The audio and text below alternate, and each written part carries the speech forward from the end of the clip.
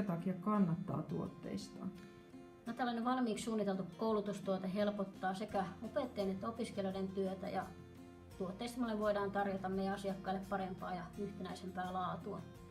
Tämän tuotteistamisprosessin kautta syntyy laadukkaan oppimisen perusasiat, esimerkiksi oppimisprosessit ja tehtävät. Ja kun meillä on nämä valmiit pohjat käytössä, niin niitä hyödyntämällä sen koulutustuotteen rakentaminen ja räätälöinti, vaikkapa soveltaminen näihin eri oppimismalleihin, sujuu paljon helpommin. Ja sitten vielä laadukkaan tuotteen varmistaa yhtenäinen ulkoasu, työvälineet, arviointikriteerit ja palautejärjestelmät.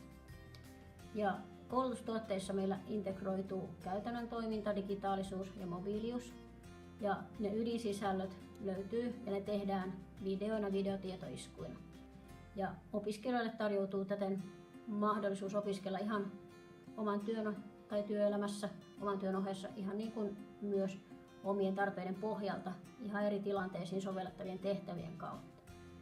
Ja tuotteistus jättää kaiken kaikkiaan tilaa suunnitella sitä oman ajan käyttöä muutenkin, esimerkiksi eri tehtäviin, vaikkapa toiminnan kehittämiseen ja ohjaukseen jää enemmän aikaa. Ja kaiken kaikkiaan voidaan sanoa, että tuotteistus parantaa laatua ja jättää tilaa sille muulle tai voitaisiinko sanoa peräti oikealle tekemiselle.